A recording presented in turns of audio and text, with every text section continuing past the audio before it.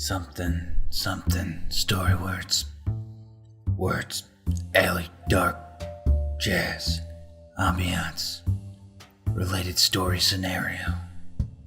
Detective, woman, dress, red or black, kiss, rain. There. The plotline of every stupid 900-page comment on this vid. Being a detective in New York, you get used to seeing some unusual things. It was a Friday night, no later than 11 o'clock at night. I was walking down Broadway Street when I saw her. A lady in a dark red dress. I took a cigarette out and lit it quickly. I walked up to her and said quietly, "That's a beautiful dress, ma'am." She turned to one and said, "Thank you. I bought it last week. Something I'm wearing in a distraught mood." I had a puzzled look in my face. "What do you mean, ma'am?" "I'm missing someone tonight. Someone to hold me." I grabbed a hold of this beautiful woman and kissed her passionately underneath the faint light of a street lamp. My leather jacket dampened by the spray of a light rainstorm. "It's alright, ma'am. I'll hold you." The end. Holy fudge, I'm good. Jack stared out his apartment window, leaning against the sill with a lit cig in hand. The city lights gleaming and blurry from the recent rainfall. A woman slept soundly in his bed. He glanced at her, and he took a puff. He knew they shouldn't have slept together. She was, after all, a suspect in the homicide that he was working on. But her full lips and curvy body enticed him. The more he thought about it, the more she seemed likely to have committed the murder of her late husband. She was attractive, so it was a surprise when he found out that the husband was cheating on her. "Why would he do that when he has such a beautiful wife, huh?" She moaned and called out his name. He looked over at her, and their eyes locked. The hell with it. He'll arrest her in a day or two. Smashing his cig in the ashtray, he climbed back in bed, and they made love once again. Yeah, well, I was gonna turn her in, but I was plowing. This guy knows what I'm talking about. There I was, staring out the window again, scowling at the skyline of the city I love to hate, all the while thinking of the woman I hate to love.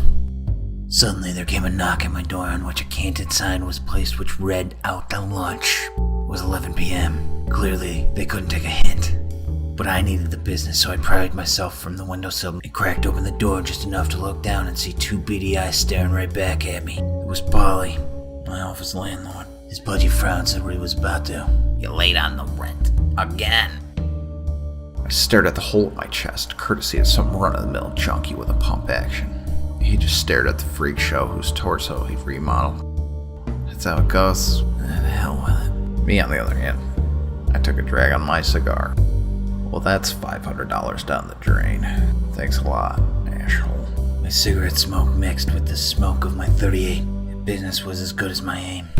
I'd be on Easy Street. Instead, I got an office on 39th and a nasty relationship with a string of collection agents. Yeah, that's me. Traceable. Taser face. I got 8 slugs in me. One's lead, the rest of bourbon. The drink packs a wall up, and I pack a revolver. A private eye. Suddenly my door swings open and in walks Trouble. Brunette as usual. She was a pushy dame, but she had a case. Today is a new day. A day that even my papa didn't expect. My papa knew everything. I got up feeling refreshed and shiny, like somebody's gonna buy me out of a toy store. After getting ready to work, I headed out the door. I stopped by Albert's, the coffee shop, to get my lunch, turkey sandwich. As usual, Albert and I would have our morning talk about the latest gossip. Today we talked about a girl. She robbed a bank, stole her rich ex-husband's money, all of it. Albert described her as a light-skinned, blonde, and total-wasted young woman. I asked him how he knew about her so well, but before he could answer, a young, white-skinned, blonde woman walked in. She looked like she got no sleep. She sat down right next to me and asked me to turn her in.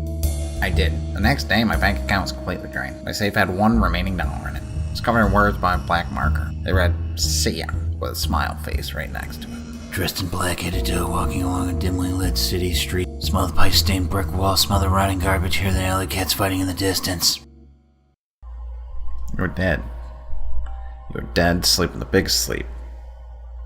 You're not bothered by things like that. Oil and water were the same as wind and air to you. You just slept the big sleep, not caring about the nastiness of how you died, or where you fell.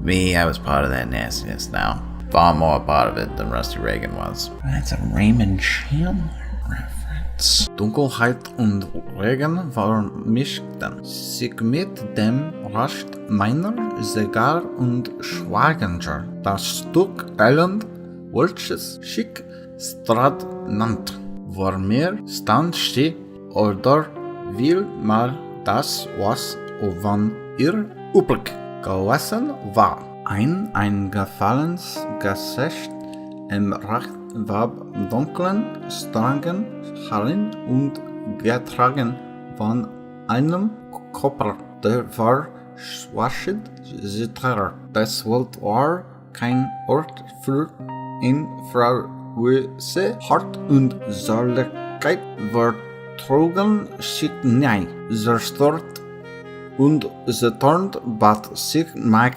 Vagabund. Ihr Augen waren wahrlich, als ich sie das erste Mal traf. Ihr Körper mit einer Ausstrahlung gesegnet und einer Stimme voller Kraft. Das war nichts weiter als ein blasse Illusion, Verdrang von dem Gerieb für mir. Wofür soll ich die Absolution geben, die sie verlegen, dafür, dass sie ihren Weg geht, dafür, dass sie mich vergaß. Ich hatte sie nie vergessen, hat ihr Bild auf mein Herz gebrannt und leib sie du nicht sein, halt einen rasenden Nacht auf, so sagt man. So straten wir uns gegenüber und die Zeit verwegen. Minuten oder Stunden durchnässt vom Regen regten wir uns nicht so viel Gestalt in diesem Moment in meinem Kopf. Alright, you wanna hear a good ass story? It was a dark night. My fat nuts itched real bad. I went to scratch them, then I sniffed my hand. They smelled like nuts. Peculiar. Then I smelled my nuts. It smelled like nuts. My hands smelled like nuts. Cause my nuts smelled like nuts. And my hands touched my nuts. Another unsolvable mystery solved by the greatest detective in the world. Brian Dark. Gumshoe. It's the long goodbye.